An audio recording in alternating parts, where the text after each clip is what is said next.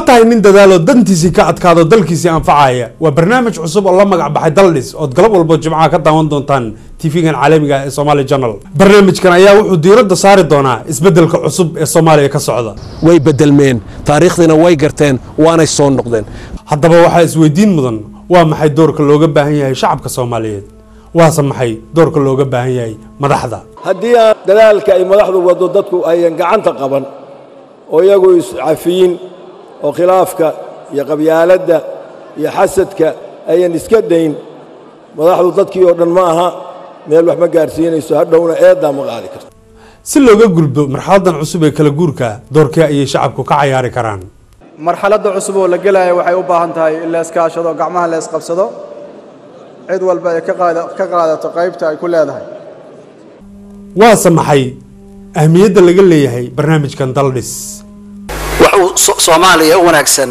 Soomaaliya u horseeda nabad Soomaaliya u horseeda barwaaqo iyo inay ka baxdo dhibaatada ku jirtay 20 sano ee la soo dhaafay barnaamijkan Daldhis muxuu ka hadlaa muxuu ku salaysan yahay inay wadankoogii dhisi karaan marka jid cusub iyo hawl cusub oo macaan oo didid badan ay noo furanto haddaba barnaamijkan Daldhis oo lagu eegayo laguna raadinayo si dalka dib loogu dhisi lahaa haddii aad jeceshahay inaad ka qayb qaadato la soo xiriir barnaamijkan Daldhis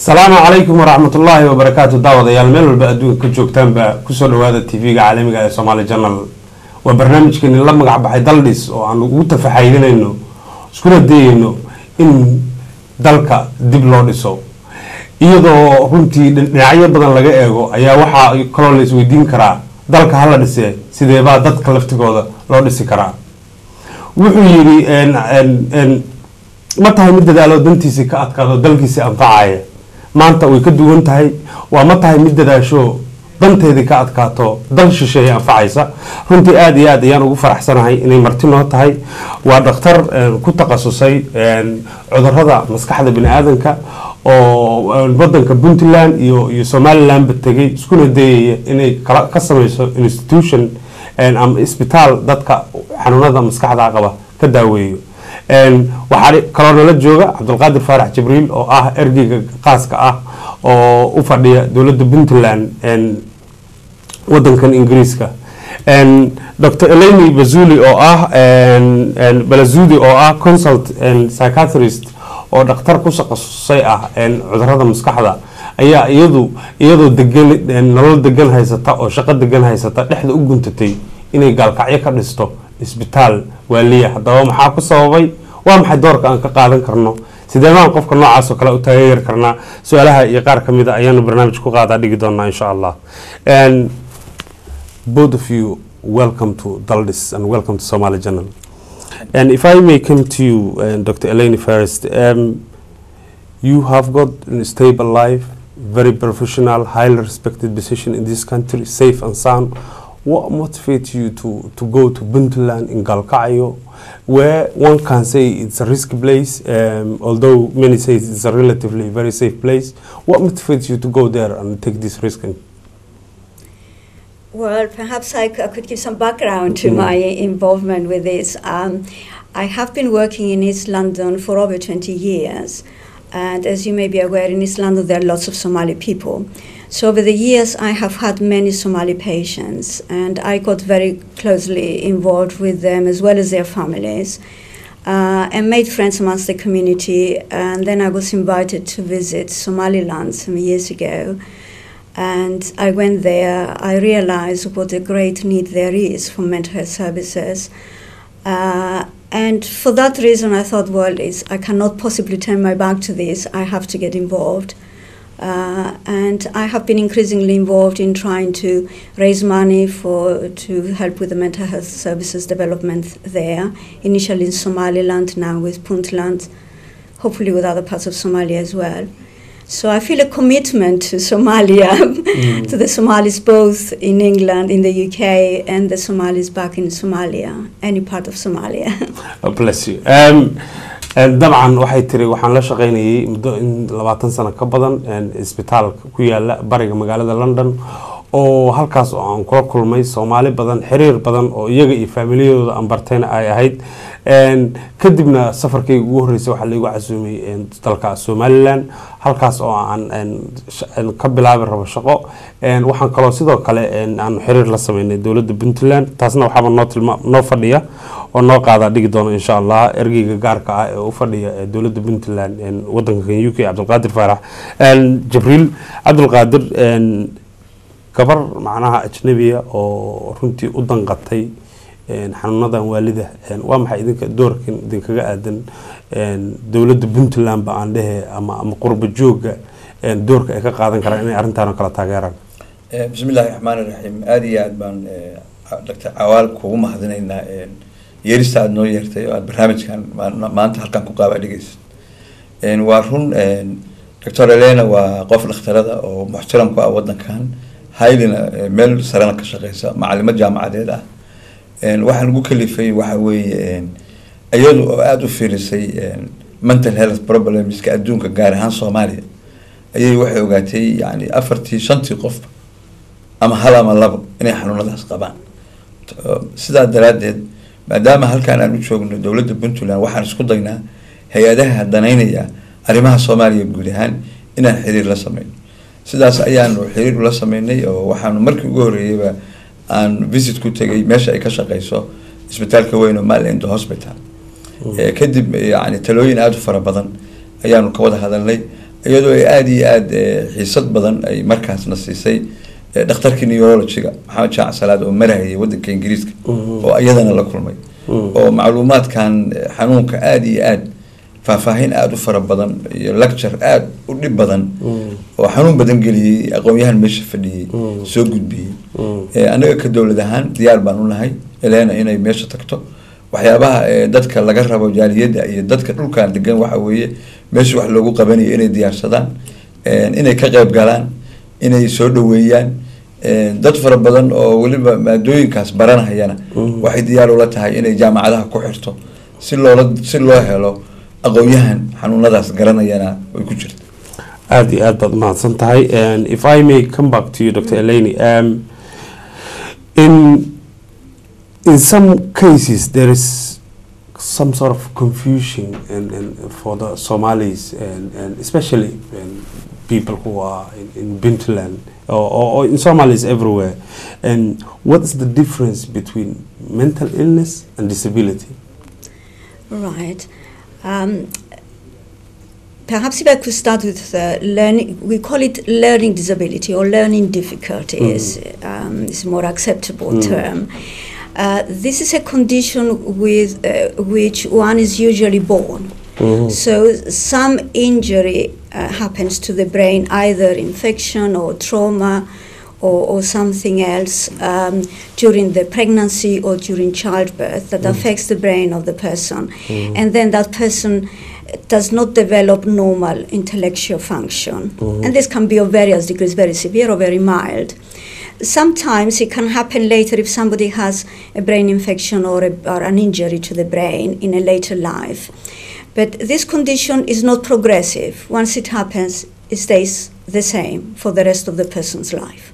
So that's what we understand by learning disability. If you may touch that also. معناها waxa weeye waxay qeexaysaa qofna xanuunkiibu ku dhalanaya oo markuu xanuunka ku dhasho taakulayn haduusan helin xanuunkiibu ku taagnaanaya qofna asagii oo aan xanuunka qabin baa waxa ku dhacaya dhaawac maskaxdiisa maskaxdii markii dhaawacaas ku dhaco waxa istaagaya wixii kale ay qaban jirtay ayana waxay noqonaysaa brain damage qofkan marka and if I may come back to you and the individual as we said in this country who has a learning disability or learning difficulties in some of these cases is it treatable is there something people can do to assist them? It is not treatable in that it cannot be reversed, but people can be assisted to cope, to learn to live with it and develop certain skills depending how severe it is. In the milder forms, people can have reasonable independence and learn to look after themselves and even work. in more severe forms is more difficult. And realistically, in Africa, in Somalia, in Gaalkacyo, do you think there's resources and means to that it's realistically it's achievable?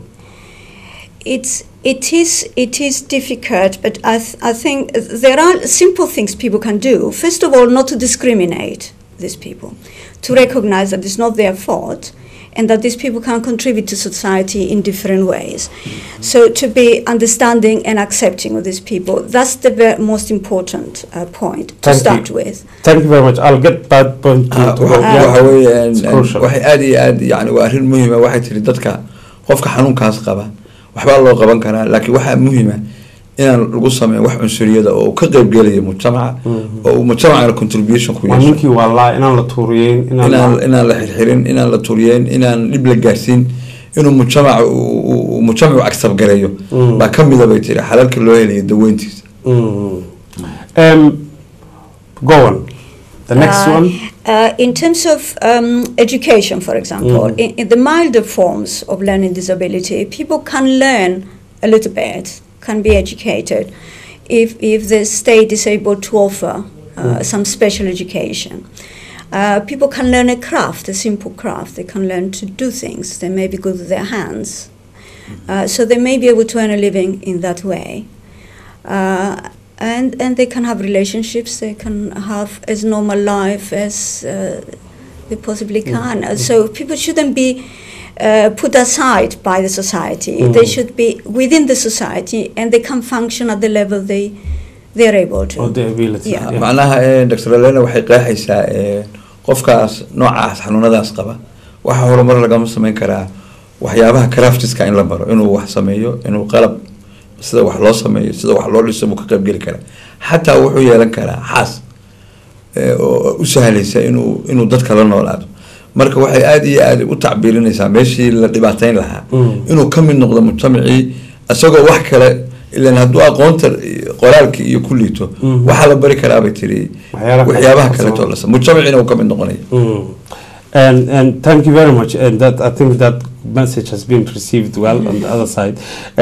If we come back to mental illness. Yes, mental illness is different. Mental illness is an illness that affects people usually more commonly in teenage years or early adulthood. So they're born normal and they function normally for many years, and then they become unwell. So it's an illness like any other illness, physical illness. And the way we recognize it, that's, well, not us, but the lay people can recognize it, is to notice a change in that person, in the way they behave, in the way they relate to their environment, in the way they feel, which is very different from their normal. So it's a change within that individual, because each one of us has a different personality. So it's a dramatic change in that individual from how they used to be. And what is very important is that this change in their behavior and the way they feel and they perceive their environment, that they relate to other people and etc., affects their functioning. They're not able to function normally as before. So that's when it becomes an illness, if it affects how people can function as a husband, as a wife, as a parent, as an employer or an employee or student or whatever their role is. معناها waxa weeye mental illnessku waxay dhaqtaradu ku qeexaysaa laba nooc oo ku imaada bay tiri qofka humanka as markuu dhalintayna waa ku dhaca markuu weynaadana waa ku dhaca waxyaabahaas lagu garanayna waxa kamid ah qofkii ba isbedelay qofkii dadkii uu la noolaa ayaa waxay arkayaan waxyaabo badan oo uusan awal hore u sameyn jirin oo uu sameeyay taasuna marka waxay yani muujinaysaa in qofkii uu asiibay xanuunkii mental illness-ka marka in lagu ogaado oo lagala shaqeeyo oo la degdeg wax looga qabto oo intuusan meel daran ama dib badan ka gaarin way ka hadlaysaa oo qofkii waa la hagaajin karaa dadkii ka mid noqon karaa waa la soo tabar baa loo sameyn karaa looga soo celiyo xanuunkaas ku dhac. And if I may come back to you, and during your visit in Somalia or Somaliland. Can I interrupt you? I'm sorry. Before we move on to my visit, perhaps if I could explain, because you asked me whether learning disability is treatable, I think I should explain that mental illness is treatable. Okay. And that's very important. It's an illness, like a heart problem or diabetes or neurological disorder. It can be treated with medication and with psychological support. And most people can get well. They can have a reasonably normal life. So for a country like Somalia, which is devastated by the war and needs people to rebuild it, and mental illness tends to affect younger people, it's absolutely essential to treat these young people so they can actually have a life for themselves and help the society to develop. So they can get back to normal. I think that's very important. Absolutely. And it just needs to be supported. They need to have, first of all, somebody to be able to diagnose what kind of mental illness it is, because there are different conditions. And depending on the mental illness, the type of the mental illness, the medication may be different. So somebody needs to be able to make a diagnosis and then to offer the treatment. And oversee that treatment to make sure they're taking the right dose and they don't have side effects and so on. And also psychological treatment is useful. So usually the two in combination. And in some people, not everybody needs to be in hospital, but some people maybe temporarily need to be in hospital and cared for in hospital until their condition improves. Now, let's say if one says, and this person is not mentally unwell, he cannot 100% tell right from wrong, he might be in danger for himself or to others. And we've seen cases of where people are chained into trees, into stones. What effect it may cause to the individual who has been chained and his freedom has been removed from and he's been removed from society at all? Yes. This is really an extremely negative approach to somebody with mental illness. If somebody is a risk to others, possibly because they are paranoid and may feel persecuted, they may think other people want to harm them, or other agencies, whether, I don't know, they may be paranoid about the government or about a neighbor or about the parents or about somebody else, and they may then act in an aggressive way towards these people. So therefore, it's understandable they need to be contained. So it's better if they're contained in a hospital environment as a patient rather than as a criminal being chained. It's a big difference. waxay aad u sharxaysaa macnaha su-aashii markii hore ku celiso ahayd qofka mentalka waa la daweyn karaa oo waa la soo celin karaa waxayna aad u qeexaysaa sida loola tacaalayo gaar ahaan Soomaaliya oo kale dadku qofkii waa xirayaan lugahay ka xirayaan waxay u diidayaan xorriyada marka waxay tiri dawada iyo psychological labadaba waa lagu daweyn karaa waxana aad u fiican qofka in hadii uu dadka ama dhib u geysanayo in isbitaalka la keeno oo la medicate gareeyo laakiin uu dadkii caadi ugu noqdo oo aan lug laga xirin oo aan la dhibaateyn oo maaragtay loola dhaqmin sidii qof ka dhacay dadkii oo aan wax xuquuq lahayn oo aan dhibaato loo geysan. And thank you. Mahadsantahay. And Dr. Eleni, during your visit, if I come back to move, there's a special picture which touched your heart and the young girl. Could you perhaps tell me a little bit more about it? Yes, this young girl, she was 13 at the time, that was a few years back, and you can see her there. She was a lively, happy little girl, very much loved by her family, because I saw her family when I visited. The reason she was chained to the ground was that she has learning disability. When she was about 2 years old, her sister told me that she had some kind of infection, and she had very high temperature, was very unwell, and then the family noticed when she recovered from this that she wasn't as she was before. And I suspect that she had some brain infection which caused then this mental subnormality. So she's not been able to function like a normal child in terms of her intellectual ability, but physically she was perfectly okay. And the problem is because she had learning disability, she couldn't find her way around very well in the village, in the town. This was in a town. And when there was nobody there from the family to keep an eye on her, she would wander off because she really liked going for walks and run around, and she get lost. So the family were very concerned she will come to some harm, somebody might harm her, or she'll get lost and not find her way back. So if she was to be left alone at home, they chained her to the ground. So that was the only reason she was chained. And thank you. And I think if you may touch that. معناها waxay aad iyo aad yani Dr. Eleni uga hadlaysay gabadhaas markii ay indhaha ku dhufatay oo ay sidii xanuunku u hayay inay dareentay xanuunku inuu brain damage ah marka inay yani u baahan tahay in xanuunkaas lala tacaalo brain damage ka khuseeya laakiin dadku markii hore walwal kale oo ay garanay iyo la tacaal kale ayay ku sameeyeen marka iyadu waxay aad iyo aad yani u soo jiidatay يعني dareenkii dadka hayay oo aan ahayn inay xanuun dareen damage ay jirin iyo iyadoo heshay in xanuunka ay gabadha inuu yahay brain damage aad iyo aad buu qof kasto arka soo jiidanay aad iyo aad and runtii anagoo si dhex dabaalanayna aan barnaamijkeeni Daldhis oo aanu galabta ku eegayno oo sidii isbitaal dadka maskaxda xanuunka qaba looga asaasay oo ay Eleni dhakhtaradani u tafaxaydinaysa dhexdan oo xiratay iyadoo la shaqeynaysa dawladda Puntland iyo ergeyga gaarka ayaan dhexda uga jirnaa haddaba su'aasha isweydiinta mudan ayaa waxay tahay in gabar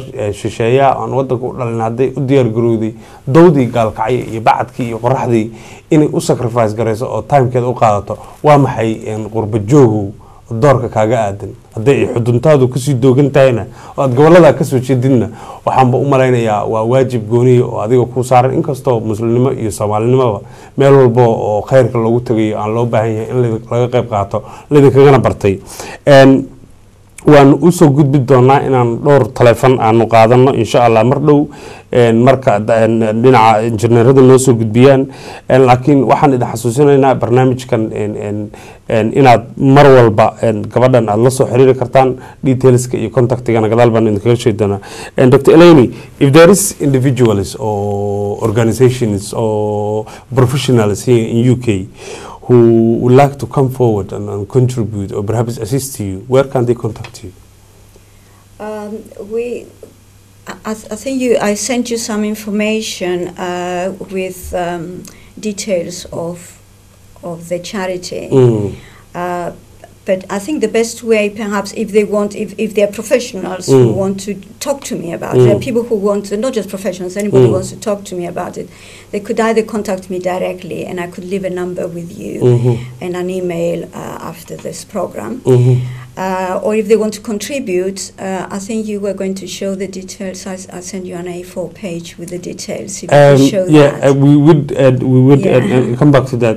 And there's also working and relationship with Puntland diaspora and the envoy of Puntland through that, or you could be contacted. Sorry, I didn't understand. And also, people are well known to Abdul Qadir Farah Jibril, who's the info here. So through that, it can be also contacted. Yes, of course. Yes, Abdul Qadir also is another contact, and he and I have very close working relationship. So we are closely in contact. Absolutely. Haddii aan ku soo noqdo marka gabadhan sidee baa loo caawin karaa, maxaa lala qaban karaa, maxayse tahay fariintaada ku aadan qurbo joogta oo arrinta tan runtii taabatay dad badan. horta waxa aad iyo aad baad u mahadsan tahay cawaal su'aasha soo celisay haddii aad fiirisid waxyaabaha laga rabo dadka qurbo joogta gaar ahaan dadka u dhashay Puntland ama guud ahaan Soomaalida oo barnaamijkan fiirinaysa waxaan u maleynayaa laba shay baa ugu muhiimsan Dr. Eleni horta waxay doonaysaa inay dhulkii Soomaaliya aado oo ay live ku soo aragto waxyaabahan oo ay rabto inay wax ka qabato waa loo baahan yahay laba shay mid waxa looga baahan yahay dadka Soomaalida ahi ama dadka qurbo joogga ahi inay ka qayb qaataan waxtarka meesha lagu qabanayo shaqooyinka la xiriira mental health oo ayadu ay ka dhigtay inay barnaamij la xiriira serviceka mental health ay ka sameynayso dhulka Puntland midda kale oo labaad waxay aad u xiisaynaysaa oo la rabaa dadka professionalska iyo dhakhaatiirta ama ardada jaamacadda ku jiraan dadkaasoo dhan inay mataqaanaa soo register gareeyaan oo ay telefonka kala soo xiriiraan xafiiskayagana waa la soo xiriiri karaan oo waxaan u ballan qaadaynaa inaanu ururino magacyadooda oo barnaamij intaan ka badan oo dooda ah iyo siday u raaci lahaayeen iyo dadkii diyaara inay contribute gareeyaan iyagoo noo isticmaalaya through Somali Channel xogageeda inay kusoo ururiyaan in arrintaasu aan soo jiidno diaspora ahaan iyo ka dowlad ahaanba gabadha dadaalaysa oo wadankii Soomaaliya wax ka qabanaysa inay noqoto Soomaalidu dadka fariinta qaadanay and aad baad u mahadsan tahay let me allow me to take few calls and see what the audience is feeling about and to get and let me and also noqdo qofka ugu horeeya alo salaamu calaykum salaam rahma ku soo dhawo barnaamijka Daldhis fikirkaaga ku aadan programka waa barnaamijka ku jira taakay salaam ya de Somali jali barnaamijka wadaan haye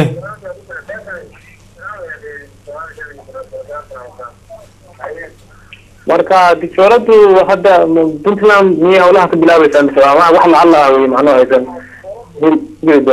hirgelin fadlan TV-ga adoo iska gaabanaya dhakhtaradani sidii haddii aad barnaamijka la socotay Puntland ayay u tafaxaydatay inay magaalada Gaalkacyo hospital ka samayso wixii tala iyo fikrana waad kala soo xiriiri kartaa emailka shaashada ku qoran annaguna si toos ayaan ugu gudbinaynaa waadna aad baad ugu mahadsantahay teleefankaaga daawadayaasha waxaan kala xasuusinayaa qofkii raba UK degan oo raba in English perhaps inuu ku weydiiyo su'aal waa soo dhaweynaynaa asaga laftigiisa bal qof ku xigaan aragno halo salaamu calaykum السلام عليكم وعليكم السلام كسر دو ولا Daldhis Somali Channel وبرنامج كان عن واحد لنا عذرات مسكحة فكر كا كوادن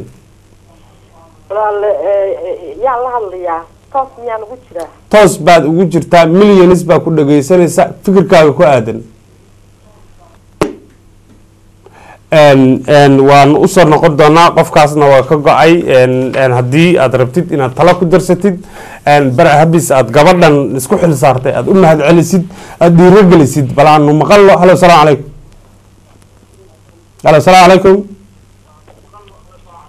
عليكم السلام ورحمة الله وبركاته كسر ولا لي Daldhis Somali Channel فكر كأنت تنقو أدن محاطري ولا لا رنت وحوي وكده وهاي وانا أرين آدي وناكسن مرك علينا محي عنك وهدان قرب شوقنا هاي محي ويديني سو قرب شوقتو إنه لقبته ما ينه وحمد قانق عنك جيسة وحورورس بيكربتا متلا يكربتا محي علينا أن كوكردين كرنايو أدنو قشي جيسا ماش waxaan ku oran lahaa wax yar qadka igu jir ha iga bixin Elena ayaan su'aashaadaas u gudbinayaa Dr. Elena you are very much and highly appreciated the work you are doing. You touch so many people, and there is a lady on the phone and said, how can we as a diaspora help you, assist you? It's extremely important what you are doing. She's on the air, she can hear you. What would you say? Right. Well, what I would say is there are different ways people can assist. One would be to do some fundraising, raise money for the cause, offer some money themselves if they are able to. If they have any professional training in mental health and they are willing to go and maybe for a few weeks in Somalia and offer some hands-on work, that would be most welcome. So we can coordinate that. And so there are different ways that people can help. Why maqashaan malanaya walaashay? si fiican baan u maqlay aan arintay sheegtay oo labada arimood aad baan maqlay hadii ay fundraising tahay hadda waxaan u maleynaya Cabdiqaadir iyo adiga Cabdiqaadirna wuu ku ag fadhiyaa oo maarta Puntland uu ahaa maxay diaspora madax u ahaa midaas waxay u baahan tahay matqana kulan in la qabto aniga raayigayga inta kulan la qabto dadkana hadda intii maqlaysana way maqlaysaa inta kalena loo sheego oo matqana wax lagu ururiyo halka dadka laga ogaado qofkii aqli ku daraayay iyo qofkii matqana dhaqaale ku daraayay meeshaas wax laga ogaan karaa aad iyo aad baan ugu faraxsanahay inaad soo wacday aad iyo aad baan kaaga mahadcelinaynaa teleefankaaga xayiga oo waxtarka badan waxaan rajaynaynaa insha Allah in adiga iyo intooda kale Ilaahay umada u badiyo oo aad u guntataan ayuu tabagalo gabadhaas in la garab istaago aad baa u mahadsantahay taleefankaaga aad baa u mahadsan tahay cawaale adiga iyo cabdulqaadir ba aad iyo aad baad u mahadsan tihiin insha allah waxaan rajaynaynaa caleenana mataqaanaa programkeedu inuu najaxo dadka imaqlahayo ama ummadda soomaaliyeed ama reer puntlandaba waxa weeye markii tabarucaad jirta looma kala haro soomaaliya uma kala hartee waxaan ka codsanayaa kakoo xagga ugu dambaysa soomaaliya jooga labadeeda dhinac meeshii dhakhtar ku taga uu ka jiro way wada tagaan waana lagu daaweeyaa inay gacan ka geystaan ummadda soomaaliyeed mataqaanaa dhakhtarkaas sadaqana waa tahay danna waa tahay ummadda mataqaanaa dhibaataysan bay mataqaanaa ay dan u tahay idinkuna aad baa u mahadsantihiin ummadii kasoo qayb gashiyo ummadda soomaaliyeed waa mahadsan bas wey waxaan idinka sugnaaba waa runtii idinku intaad isu tagtaan aad ololeysaan fundraisingkaas I am sure Eleni will be happy to come along and visit the event if there is fundraising event insha Allah marka kolay baaqaas la idin dil gogoshaasna I'll come back to Eleni perhaps and the lady is mentioning we need to come together and do some sort of fundraising would you come forward be part of it definitely yes delighted to yes waa maqlaysaa aad iyo aad baadna u mahadsan tahay runtii qof walbana waxaan ka codsanaynaa inuu sidaas oo kale isu xilsaaro la isaga yimaado loo tashado waxaa la dhisayaa maskax ahaan iyo maaq ahaan iyo guri ahaan iyo dariiq ahaanba waa dal dhis waa dalkiiba dib loo dhisaya u guntada oo ka qayb qaata ayaa leeyahay meel walba aad joogtaanba bal qof ku xigaan u gudba hallo asalaamu calaykum fadlan adoo mahadsan iska gaabi aaladda aad naga daawanayso dhidka taleefanka igala soco hallo asalaamu calaykum hallo asalaamu calaykum وعليكم السلام ورحمة الله tv-ga iska gaabi walaal fikirkaaga iyo magacaaga iyo meesha kasoo hadlayso والله الأم عبد الرحمن باليدها وحان كسو هدلا يا برمكان وحان horta way ku mahadsan yihiin dadka soo qabanqaabiya arrintan laana waa wax aad looga baahan yahay Soomaaliya dadka dhibaataysan ee ku dayacan ee maaragtay madaxa macnaha dadka waalan marka waxaan laakiin ognahay waxa hadda isbitaal laga furay Garowe marka oo dad waalan baa lagu xareeyay marka dadkaas inay waxaan u malaynayaa mana hubo in meelo badan laga kala keeno marka arrintaas dhakhtaradu maadaama wax bilaaban yihiin oo hadda meel dadka lagu ururiyo halka miyay kasii ambaqaadaysaa mise meelo badan oo laama abiya la furaya macnaha arrintaas way la socdaan baan u malaynayaa Garowe meesha ka furan aad baad u mahadsan tahay su-aashaasna waxaan ku gudbinaynaa I think this question will go more into Abdulqaadir yeah go on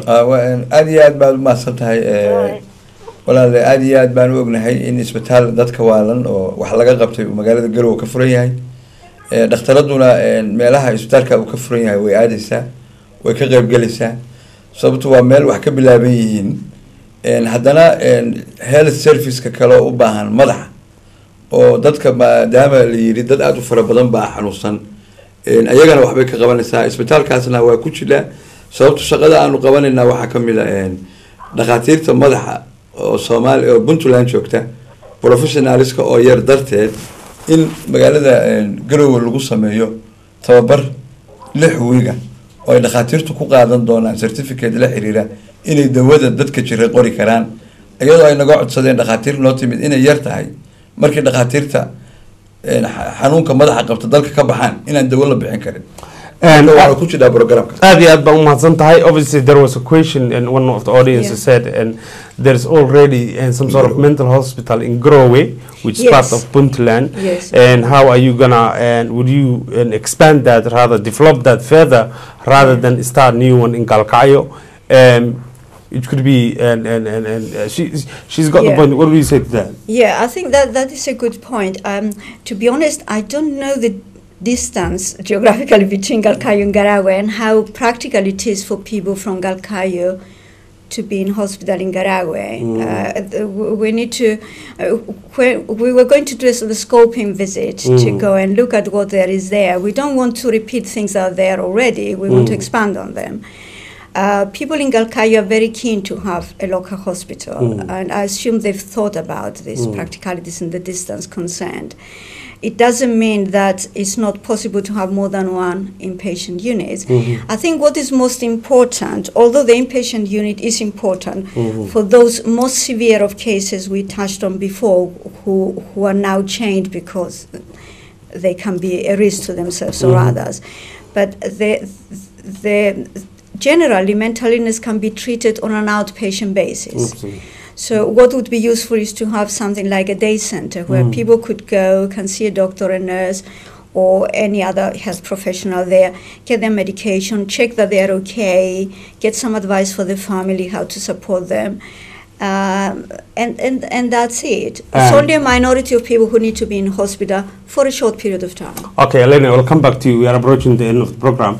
And haddii aan quickly taas uga jawaabo, anoo isku dayay inaan waqtiga safe gareeyo, Garowe, waan ogahay bay tiri distance-ga u dhaxeeya ma aqaan. Waxaa kaloo runtii muhiim ah qofka xanuunsan ee cudurka waalida qaba oo Gaalkacyo laga kaxeeyo Garowe la geeyo inteebuu u soconayaa.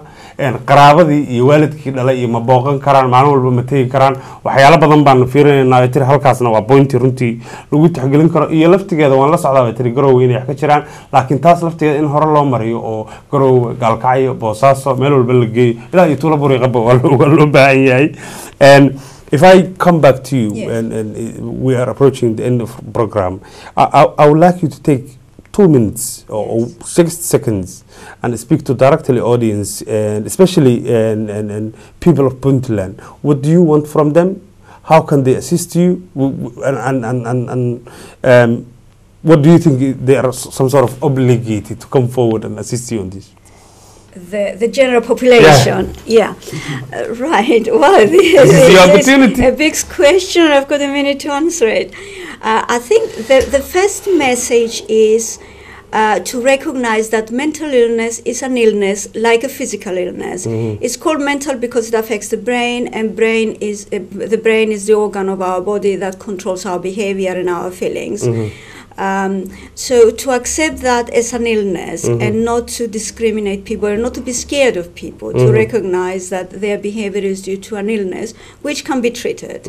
So the second part is that this illness can be treated, and therefore if they think that either somebody in their family may have signs of mental illness, or a neighbor or a friend or somebody else, to try and help for that person to get to the appropriate agencies to get the help they need.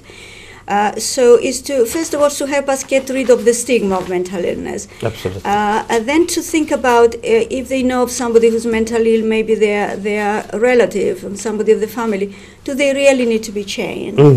Are they dangerous? Or is it because they have a mental illness that they believe they have to be chained? Because it's not always necessary to contain people. Then to think about how to, in general, to reduce mental illness, because Somalia has the highest levels of mental illness in the world. In the world? In the world, yeah. The WHO has published that's the data. And the reason is that there has been a war with a major trauma that a war can cause the population involved. The ongoing conflict, so there's a lot of stress, which is still going on. And stress is a major factor in the development of mental illness, as well as physical illness. And also the fact that the social infrastructure is gone, so the hospital's been destroyed, the people who were trained left the country and so on, so there is very little trained people to treat the illness. There's no medications, there's no services, there's no simple infrastructure. There is an increase in the use of khat, which is a substance that makes people worse if they are mentally ill. So all this together is responsible, according to the WHO report, for the major for the presence of such high prevalence of mental illness in Somalia. So all these need to be tackled. So people need to think of how to, first of all, achieve peace. Secondly, improve the social conditions so people can be less stressed, more able to cope with day-to-day life. And I'm talking too much. And your final point is to the audience, to the people of. How would you like people to be support you on this? This is something you are very passionate. Diaspora. The diaspora, please just think about it. Think that this is a condition that is treatable, and people's lives can improve significantly. with help. The way for them to get involved is to fundraise, as I said, any simple fundraiser, like having a tea party with your friends and get them to pay a little bit for that tea, and then that money can be given towards this. Thank you very much, Eleni. And runtii haddii aan intaas yartaa soo gabagabo geed ha ku xiran bay tiri qofku waa xanuunsan karaa ilaahay baana xanuunka keena hal isku daya in la caawiyo diasporadana waxaan ku boorgarinayaa bay tiri u tafaxayta sidii aad u caawin lahaydeen isbitaalada iyo dadka xanuunsan annagoo waqtigu naga dhamaaday waa Dr. Eleni Abdulqaadir Faarax Jibriil aad iyo aad baad mahadsantiin. Thank you very much indeed for coming to the program. daawadayaal barnaamijkeeni Daldhis oo aan weegan ku qaadaga dhigaynay sidii dadka maskaxda looga dhigis laana galabta intaas ayaan ku soo gabagabeynaa. waa aniga waa soo saaraha barnaamijka Saciid Fadhiye engineer Fadhiye gidigay waxaan idinkaga tageynaa. Wassalaamu calaykum waraxmatullaahi wabarakaatuh. ma tahay nin dadaalo dantiisii ka adkaado dalkiisii anfacaya waa barnaamij cusub oo la magac baxay Daldhis oo galab walba Jimcaha ka daawan doontaan TV-gan caalamiga ee Somali Channel. barnaamijkan ayaa wuxuu diiradda saari doonaa isbedelka cusub ee Soomaaliya ka socda. way bedelmeen taariikhdina way garteen waanay soo noqdeen. haddaba waxaa isweydiin mudan waa maxay doorka looga baahan yahay shacabka Soomaaliyeed waase maxay doorka looga baahan yahay madaxda. haddii aan dadaalka ay madaxdu wado dadku ayan gacanta qaban oo iyagu iscafiyin oo khilaafka iyo qabyaaladda iyo xasadka ayan iska dayn madaxdu dadkii oo dhan ma aha meel wax ma gaarsiinayso hadhowna eedaa ma qaadi karto. si looga gudbo marxaladan cusub ee kala guurka doorkee ayay shacabku ka ciyaari karaan. marxaladda cusub oo la gelayo waxay u baahan tahay in la iska ashado gacmaha la isqabsado cid walba ay ka qaadato qaybta ay ku leedahay.